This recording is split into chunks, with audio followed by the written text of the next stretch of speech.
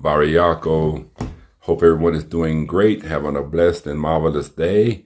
Today, let's talk a little bit about some of the reasons or things to consider about moving to Africa from the West, particularly America. You know, we get lots of correspondence and questions for those who desiring to relocate to the continent of Africa.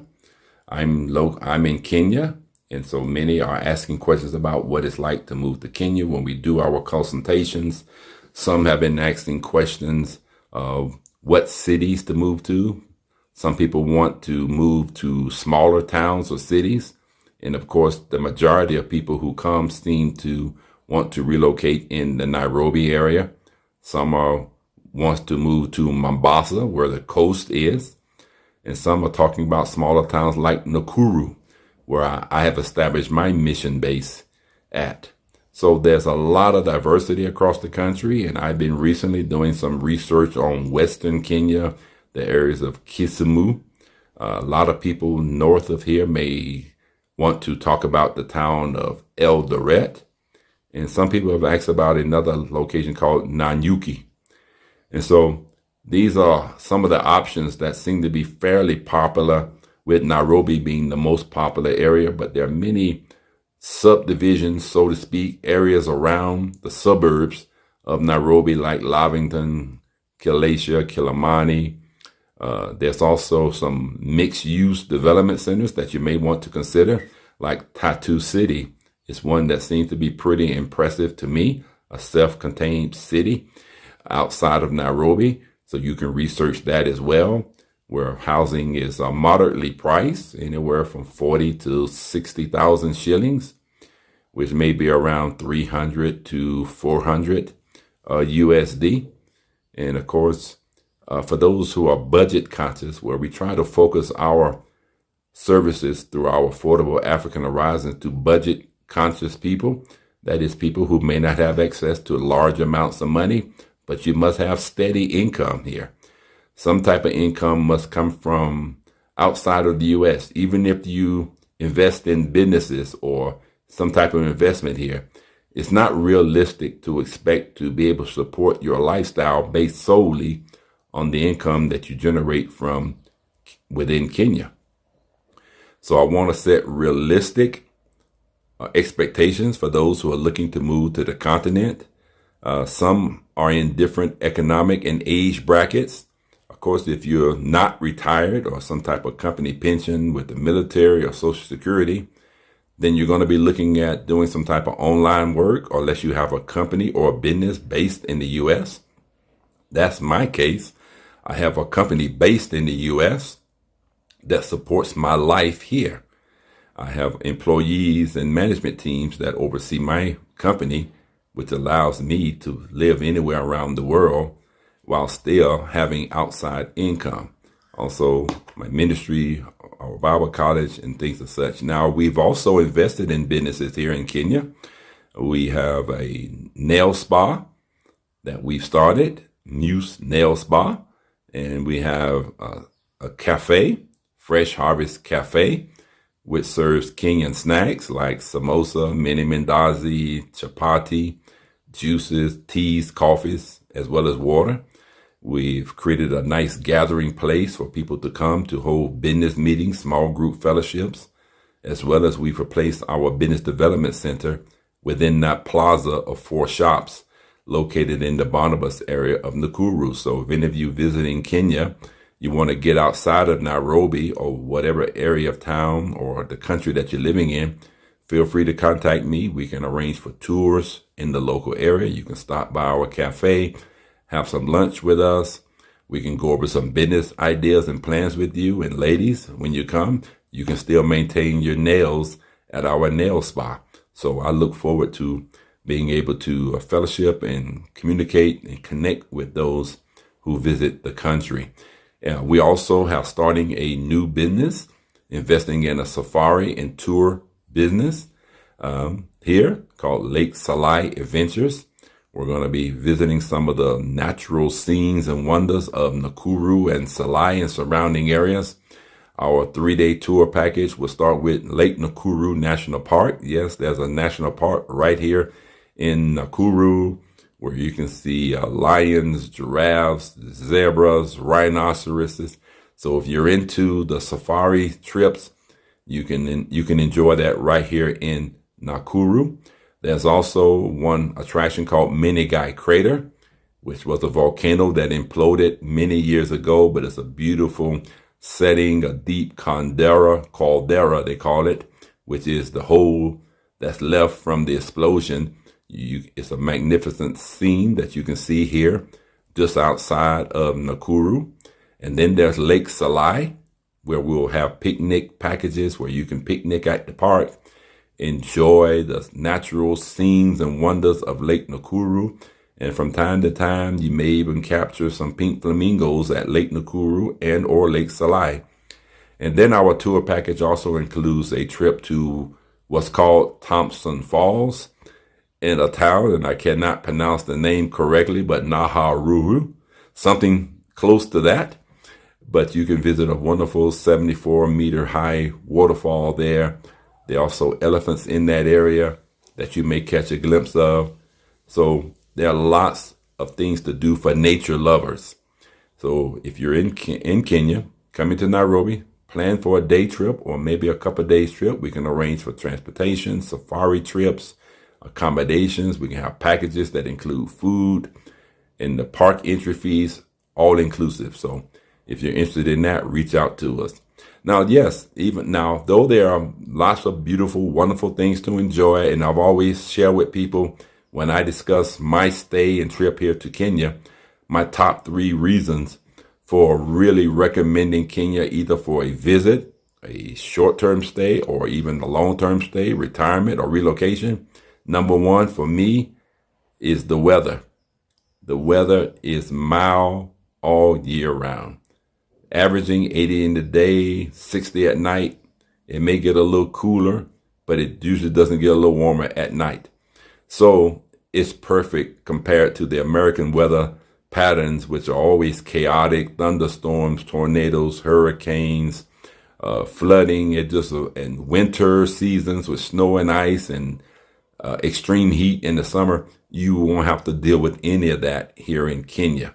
That's one of my number 1 reasons why I recommend Kenya. Number 2 is affordability. Your American dollar goes an extremely long way. For instance, I'm sitting here in a 2-bedroom, 3-bath apartment that rents for 115 US a month. You do the calculations, that's $1,380 a year. Now, if you're hearing that, it's not a mistake. I didn't misquote myself. It's $1,380 for a year for a 2-bedroom, 3-bath apartment. Now, most of us know from America that that's one apartment, 1 month rent for a 1-bedroom, maybe a 2-bedroom apartment in a semi-decent area. So the affordability is my second top reason to consider Kenya, either for a short-term stay. You can stay in Airbnbs. They're reasonably priced, right around $4,000 or $5,000 a night. You can find a nice Airbnb, which equates to around $40 or $50 a night. So you can have an affordable trip. We're planning a 14-day mission trip in December, from December 1st to the 15th. All-inclusive package, which includes your international travel from New York JFK International directly to Nairobi, Jomo Kenyatta International Airport.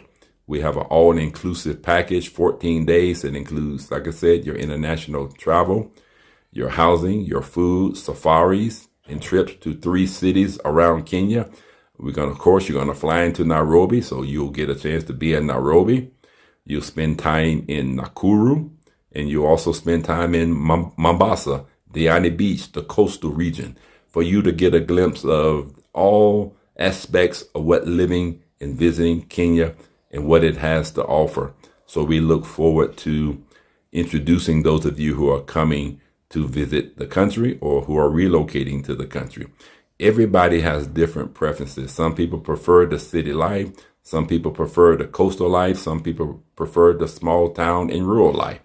I like to partake in all 3, but my base is based in Nakuru, where our commercial base is centered in the town of Nakuru. Our mission base is based in Salai, a village area.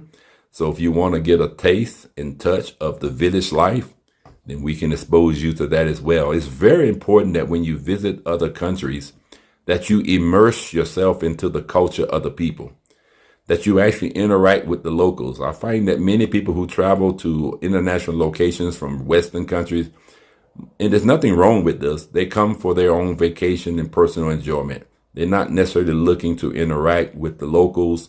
They want to go to the resort areas. They want to enjoy their vacation. They want to have quality downtime. They may want to get out and see some of the local attractions.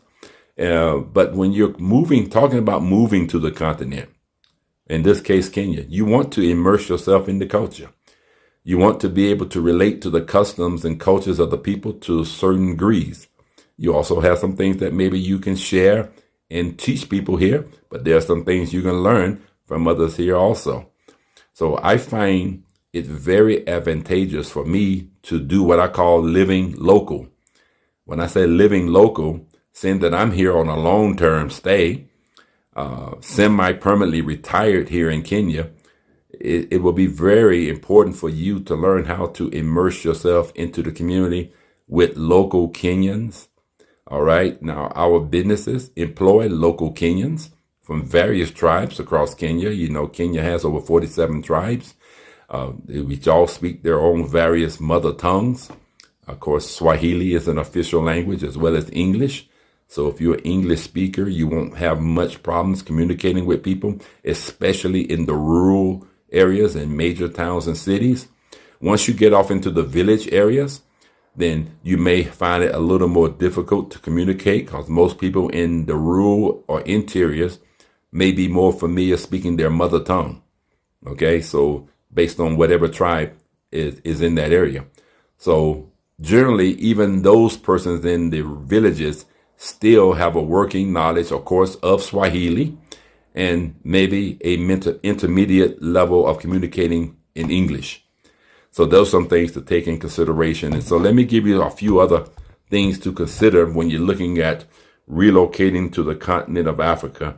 As I've been giving you, there are lots of great reasons to move, to consider moving here. And I've listed those out, the people being the third top reason why I suggest. They're polite and friendly people, always greeting each other. You know, in America, we'll just walk up to a person and just immediately begin a conversation without any greeting at all. Hey, this is so-and-so, I want to get this. You want to just get right to the business of things. I find that here in Africa, in Kenya particularly, people like to give their customary greetings before we go into what the real business is. So always greeting you with the customary greetings, primarily in Swahili, of habari yako, which means how are you? People may say Missouri, I'm fine, thank you. Some people may give an informal way of saying sasa, which basically is hi, you see. And some of the informal ways of saying poa, mean I'm good, I'm doing well, poa sana. Okay, so they want to go through all those customary things generally before they get into any conversation of really any real substance. I find it to be refreshing, actually. It's helped me to know that, hey, first acknowledge the person, acknowledge, that, they have value and that you're not just using them as a transaction, that they actually recognize them as a human or an individual. I think that's very refreshing and important to do that. So number 3 are the people. Number 1, weather. Number 2, affordability. Number 3, the people. And then if I want to put a number 4, I can say the natural beauty of Kenya.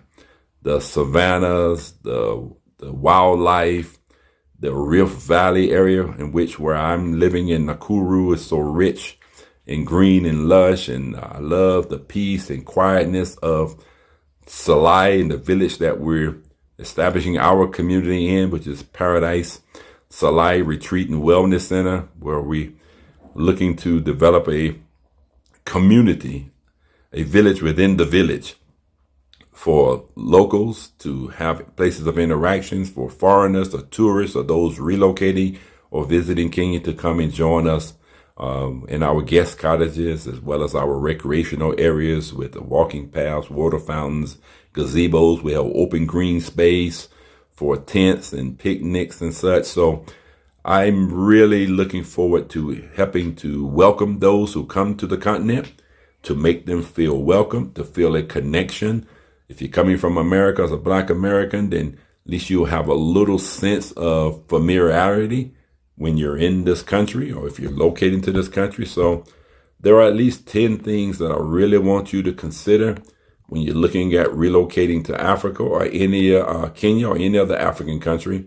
So let me go through this list briefly, just so that you have a realistic view of some of the adjustments you may have to make to life on the continent of Africa, and particularly in my case, Kenya.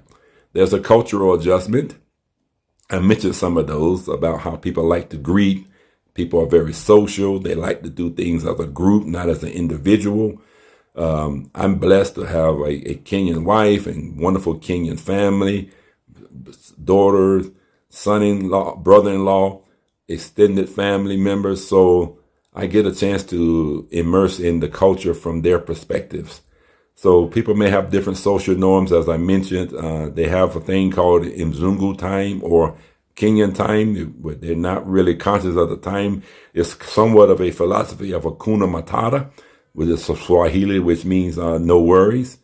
And really, pole, slowly, take things slowly. So don't expect things to happen click, like they may happen in America.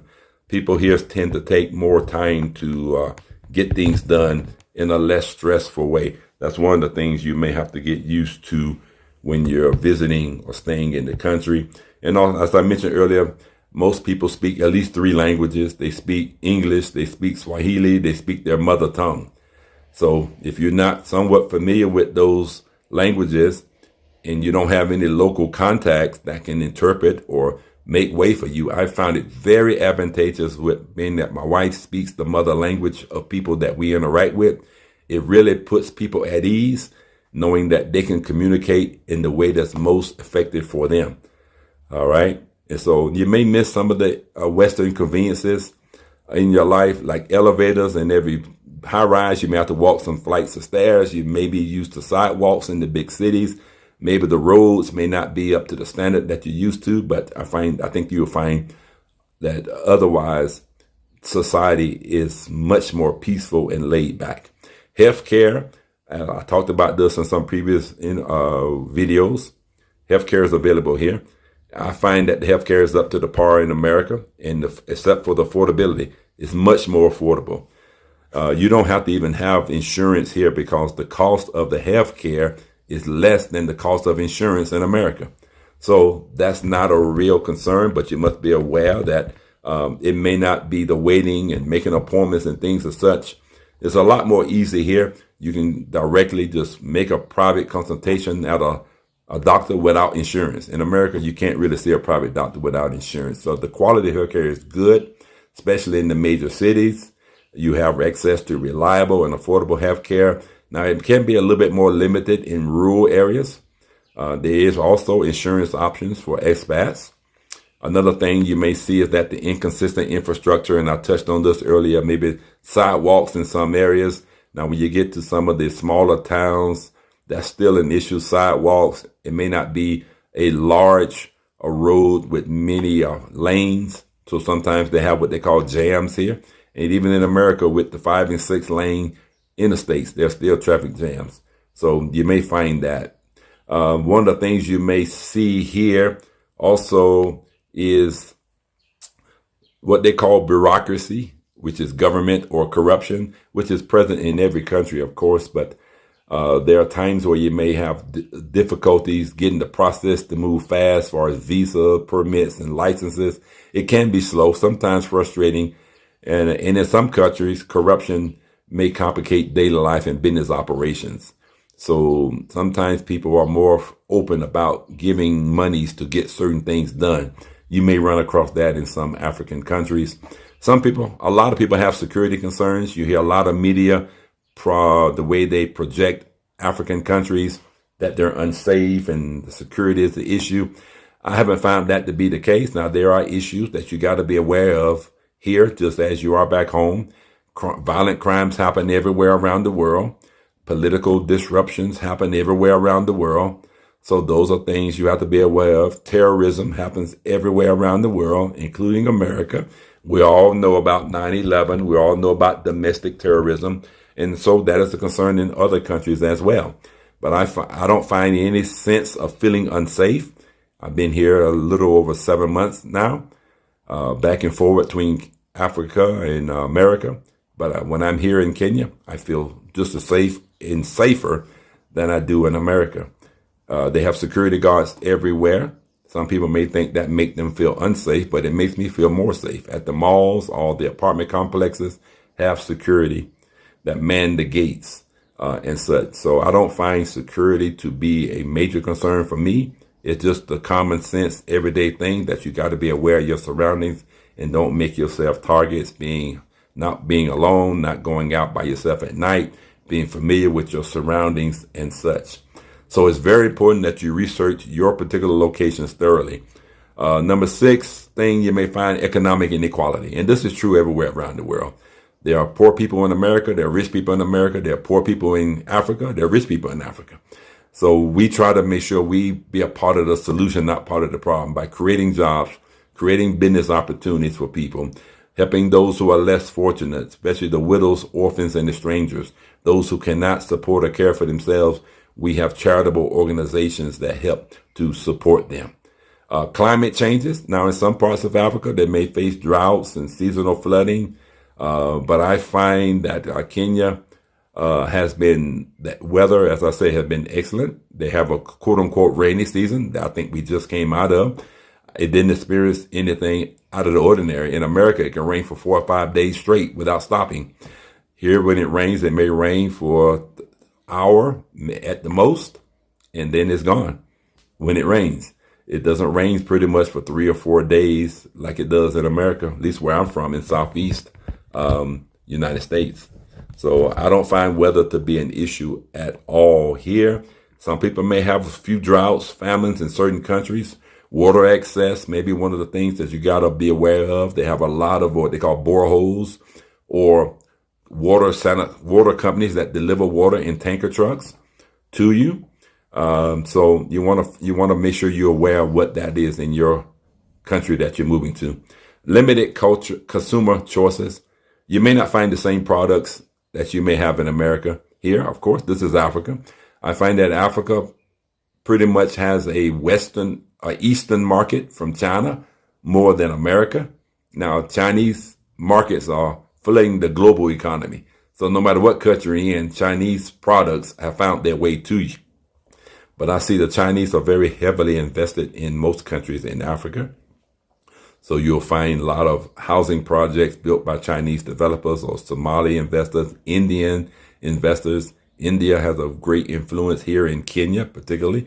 They call the ocean on the coast of Kenya the Indian Ocean, by the way. You see, so there's a lot of Arabic influence, especially on the coast of Mombasa, Diani Beach, Lamu, Mutombo, places like that. You'll find a lot of Arab influence there. So don't expect to find all the same things that you may be familiar with here in Kenya, but I'm sure you'll make that adjustment. Educational standards, there's a lot of international schools for those who have school-age children, so you shouldn't have a problem with that.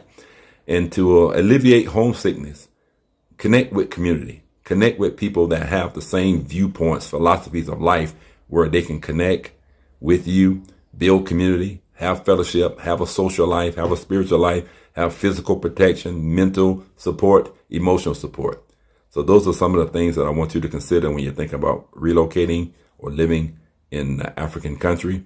Particularly if you're looking at coming to Kenya, reach out to me, affordableafricanhorizons.com.